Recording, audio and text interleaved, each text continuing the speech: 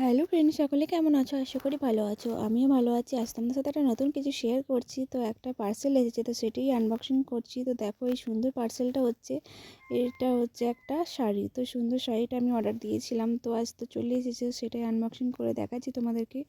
দেখো খুব সুন্দর দেখতে শাড়িটা। তো পাড়টাও সুন্দর এবং গোটা অল বডি এই সুন্দর কাজ করা। তো সত্যি আমার তো খুব সুন্দর লেগেছে। তোমাদেরও কেমন লেগেছে অবশ্যই লাইক কমেন্ট করে বলবে।